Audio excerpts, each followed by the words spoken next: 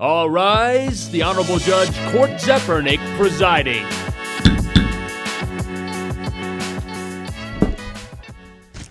Please be seated. Court is in session. Hello, everyone. I'm your host, Court Zepernick. Welcome to Court is in Session. A lot to get to today, so with no further ado, let's get right on to it. Did the San Diego Padres make a mistake moving Fernando Tatis Jr. from the shortstop position to right field and supplanting him with Xander Bogaerts? Now, Bogaerts an Aruban export, by the way, and I've never really seen a guy in the big leagues from Aruba. Not that that's relevant, but the point is, did they make a mistake? Yes, and here's why. Tatis is the foundation of the Padres' success.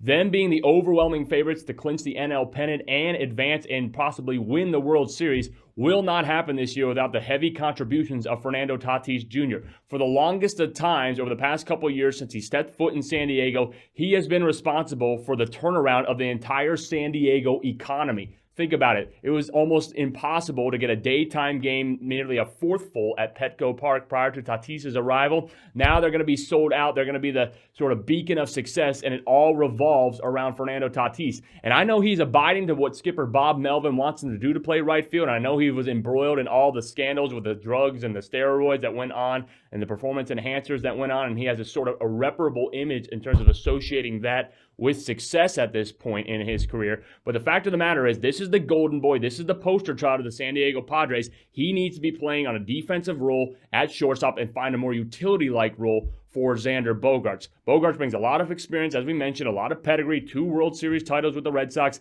but I don't think he trumps Tatis at this point unless we see a drastic turnaround in terms of performance. Tatis is a Golden Glover. He's a once-in-a-generation talent. He needs to be playing shortstop for the San Diego Padres. The NFL Combine is in full gear right now, and all the questions lingering right now of what the Chicago Bears will do, and one of the most pressurized number 1 pick decisions of recent memory with the number 1 overall pick. Now, the question is, do the Bears get rid of Justin Fields, move on from him and his B-plus performance usually as a Bears quarterback so far, as a dual threat, and bring in a quarterback more polished from the passing perspective and scrambling perspective like Bryce Young? And the answer to that question, a big fat yes. It is time for the Bears to move on from Justin Fields. It's a small sample size, yes, and he didn't really do anything too wrong. Now, granted, he has sort of not a great supporting cast whatsoever, but the fact of the matter is Justin Fields, the responsibility falls on him. He's not playing Rutgers in Indiana every week anymore. This is a guy who is playing in the NFC North, where the Packers have been the most unilateral team in recent memory, and they're still going to be, besides the fluke season last year.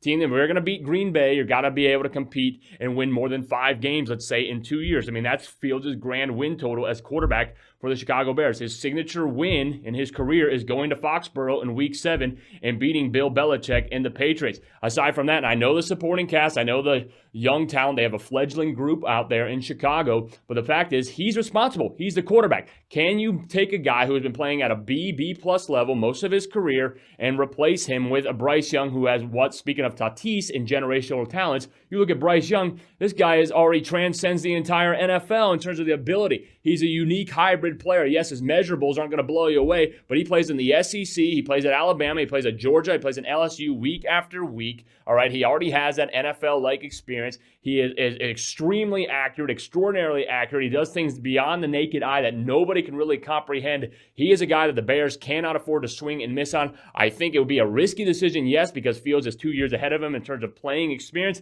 but in terms of Bryce Young, this is a guy you got to go. You got to go with him. You can't really swing and miss on him. There is a competition between him and Stroud in terms of the most polished quarterback in the draft, but Bryce Young, this guy is a once-in-a-generational talent. Fields, 5 wins in 2 years. Not going to cut it in terms of the long run going with the Chicago Bears. He'll have a great future maybe with another team. He's a running quarterback by choice anyway. Bryce Young, total package, verdict on that. Bears have got to go with Bryce Young. They cannot swing and miss on this one. And finally getting to our last topic right now, and this is sort of a open-ended question. Feel free to put your input, by the way. Why in the world doesn't the state of Wisconsin have a hockey team, an NHL hockey team? Hockey is sacred in Wisconsin. And then the fact of the matter is you do not have an NHL team as opposed to the Wisconsin Badgers. And the Badgers, no disrespect to them, they're a perennial force, a frozen fourth threat each year at the collegiate level. But you got neighboring teams such as Minnesota. And most importantly, why does Las Vegas and Seattle get an NHL team prior to Milwaukee? I mean, it's confounding. It truly is. Why do you have, and they're great teams, by the way, too. You saw in the inaugural year with the Golden Knights, they make it all the way to the Stanley Cup.